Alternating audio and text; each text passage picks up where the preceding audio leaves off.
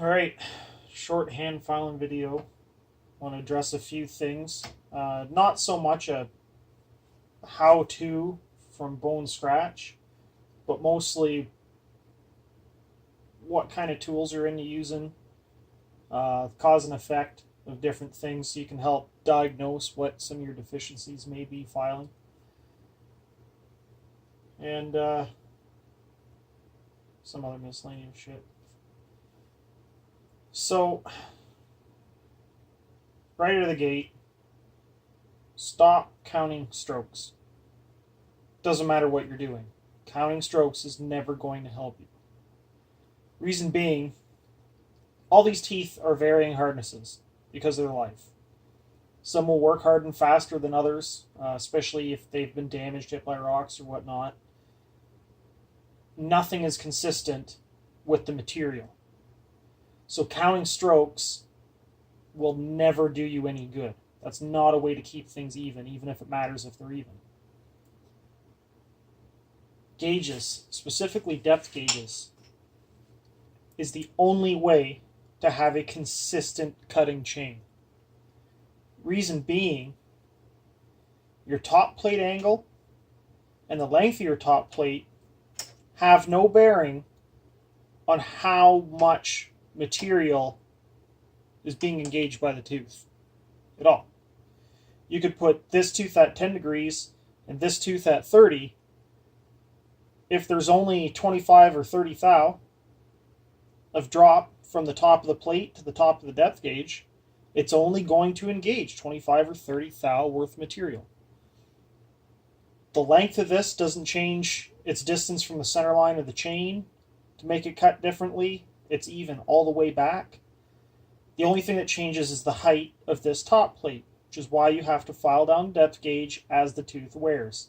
The reason why that's on an angle is to ensure that the full effort of this chain is being placed on the cutting edge all the time. It's a lot of wasted energy if this was perfectly flat and you're dragging the entire thing through wood all the time. It'd likely just chatter and ride off it, not even cut. That's the purpose behind the top plate angle on the way back as it wears. These flat gauges, they work fine. You'll find you won't get one of these flat gauges much more than 25 or 28 thou, unless you go out of your way to look for one. Most of the softwood depth gauges you'll find are some version of a plate like this. This one has hard and soft. Most of these plate ones do. And the only difference between the two is you can see where it engages. The length of the chain's the same, but the distance of the depth gauge changes on it. All that does is change the angle on the dangle to see how much of it you're engaging when you're filing. So the distance between this top plate and the depth gauge in the middle of this arc is a lot farther down than at the beginning of it for the hardwood setting or whatever. What you set your depth gauges to is really subjective to the power head you're running, the material you're cutting, how you like the chain to feel, whether you like a really hungry chain or not, you want to hold back on it, or whether you want a whole lot of chain speed and let it pull its own way through. That's fairly subjective, so it doesn't matter if it's hard or softwood or whatever. That's a personal preference thing, so I won't really get into that too much further. The angle of the top plate, the shortest way I can put this is the less angle you have on your top plate, the more of a chisel effect it has rather than a knife or a fillet blade off the working corner. So when you're into really, really hard, dense wood, dirty wood, dried out old shit, it's not going to peel off really nice fibers. It's just going to break off a few dry fibers and get them out of the way. The lesser of an angle you have on this top plate, the better it's going to be at chiseling that way. When it comes to wet, moist, or softer fibers, you want to hold as many of those fibers together as you can instead of having it just chip those fibers off. That angle helps you do that. It also reduces the resistance as the tooth cuts into those fibers because they're going to be fairly dense and full of water in that. So instead of just driving this blunted edge into it, it'll allow this working corner to start peeling fibers back down underneath the tooth to excavate them. Those angles. So these quick still handles, I think they're 30 and 35 degrees. Yeah, so these at 30 and 35 degrees, once you feel what's true to the tooth, you hold that blade up against the edge of your chain and it'll show you sort of like an angle on the dangle. If there's an air gap, it's at a poor angle, so you just want to match your file's angle to whichever side you're filing with. These Husky ones, or Ferd, or whoever's making them now, are 25 and 30 degrees. 25 degrees, again, it is nice for a lot drier material. You can even go lesser than that, but that's totally up to you. That's the real downside to using all these file guides, is unless you've got one of those really adjustable, intricate mechanisms, these are at a fixed angle. So this one's probably 30 degrees. Most of them are, and that's like a general purpose. It will cut. It's just not ideal for every species and density of wood. It's just going to work. That's one of the major reasons why when people say learn how to freehand file, it's not so much just to beat their chest, it's so that you can make changes like that. But up until that point, using a file guide isn't a crutch. It's a consistency tool until you get that natural feeling of what's going to be a level plane for your file and how much pressure you're putting on it. It takes a lot of that, making it fixed so that you get naturally accustomed to those angles and that amount of pressure. Profiles of file. So one of the many downsides to these is that wearing angle on the top plate I mentioned earlier is sort of built into these, but not exactly. These fit a very specific brand profile of chain. That's it. So if you go from an Oregon chain to one of the Oregon Husky branded chains, or you go from Oregon to Still, that top plate angle isn't always exactly the same, but this is fixed. If you're finding you're not getting far enough under the top plate while you're filing, you can drop to a smaller file. So this is a 7/32 file. You can go down to a 15/64 or even somewhat smaller, just to ensure you're still getting underneath that top plate and still filing your side plate. People are confusing the side plate area with the gullet. The side plate, so right off the working corner down the side of this tooth, is your side plate. This is what keeps the cut open, your kerf width, and this is what keeps the cut open as the fibers start to close up or if you're starting to get pinched. It's important that this working corner is sharp, but it's also important that there's nothing below it, because what's going to start happening, if this gullet starts working its way up, it will break your chips up too soon. So instead of this evacuating those nice consistent size of chip, it's going to break it off early, and then this tooth is going to have to re-engage into the wood again, and you get those voids where it's not cutting evenly all the way through.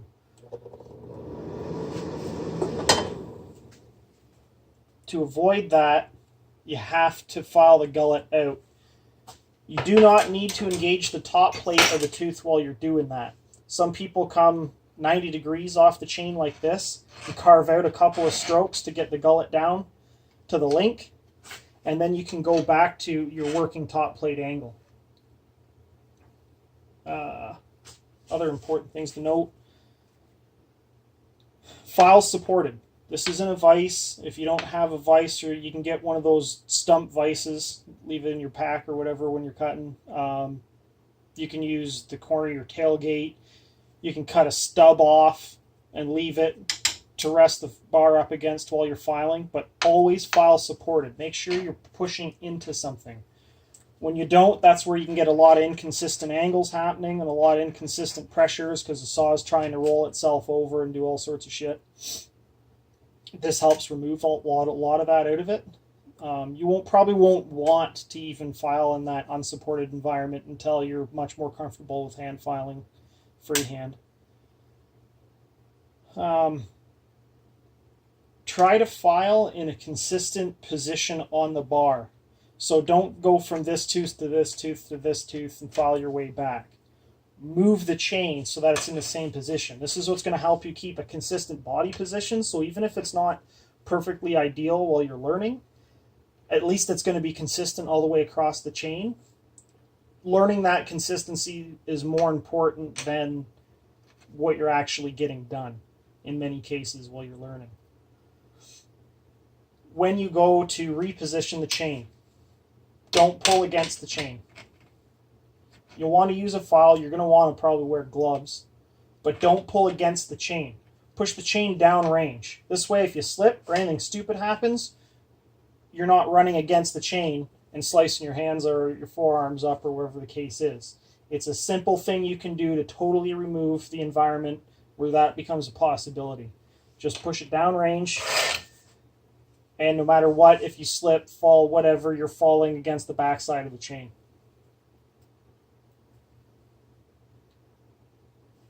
The length of these teeth, I've mentioned it before, because it has no bearing on how much wood the tooth is pulling, it doesn't matter if they're inconsistent from one another. If it's the same angle as another tooth, and the depth gauges are set the same with a gauge, it's going to pull the same amount of material. Doesn't matter if this one's smashed completely off and these ones are brand new, it's going to pull the same amount of material. The only difference it can make, and I mean it's so far on the extremes it's barely worth mentioning, when you're cleaning up a face cut or your notch and you're cutting mostly with just the one working corner or side of the chain, you may feel it inconsistent from one side of the chain to the other while you're cleaning that out. But if you're cutting square into material, it makes no difference at all. And the only reason why that is again, you're only laying completely on one side, not the other. But that barely even matters. It still cuts straight. You may possibly be able to feel a difference. But that's it. It doesn't affect anything at all. Canted angle on depth gauges. You can see these are on the forward leaning angle. I've probably used my actual depth gauge guide, which I can't find right now. It's probably over with my bench grinder. It doesn't really matter. It's like the fine minutia of things where if you file it flat with one of these guides, you're going to have a completely bunted flat depth gauge. And when it comes in contact with wood, when this tooth starts to cut, and it rides into it slightly and rides on this depth gauge, it's going to drag the entire surface through the wood, and that adds resistance every tooth over the whole length of the chain. Filing on that canted angle means only the very tip back here is in contact with material, and it's less resistance. Would a person really notice? I doubt it. Could you measure a difference between the two? Yeah, with a stopwatch, you might notice a difference. It depends on the power head you're running and whatever else is going on. But generally, it doesn't much matter. So don't go throwing all these guides out because technically it could add resistance to how your chain's cutting. It's not going to be so much you're going to notice it. Keeping your file level. One of the major reasons why it's important is because your top plate is level. So when you run a file through it, if you're focused on this working edge, and this is what most people do, you're focused on the working corner here, and you're only filing that corner and some of the side plate, you're going to miss the bottom of the side plate, and you're going to miss the inside edge of the top plate when you're filing on this angle. It's a really good way to start getting your chain crooked and inconsistent. Again, what the file guide protects you from doing is all that. But once you go from the file guide, where you're used to feeling this level plane of movement, if you take that away and start doing the same thing, you'll physically notice a change in angle from the way your body's positioned. As you're weaning yourself off it, you may want to run a couple of strokes with the guide and then run a couple of strokes by hand and get a feel for the difference. It's a fading skill. If you only file your chain twice a week or less, as opposed to commercial use guys that are doing it a couple of times a day, you're not going to file in enough volume to notice that difference. You're probably not going to file in enough volume to really be able to freehand a consistent chain. Don't let that bother you. That's the point of the guides. There's not such a major downside to using guides where that's going to pose a problem to you, because if you're only filing a couple of times a week, you're likely not going to notice that fine difference between your top plate angle and everything else. You can use just your general purpose angles for your general purpose cutting a couple of times a week, and that's all you're really doing. Try to come up with some more notes and touch on it after I start editing this deal. Any more questions, throw them in the thread. I'll try to address them either with a picture or through text, or if I gotta film more crap, I don't care. But let me know what you're struggling with, and we can try to diagnose that. Hopefully this helps straighten out most of what your problems are now, if you're having any. Anyway, have a good one.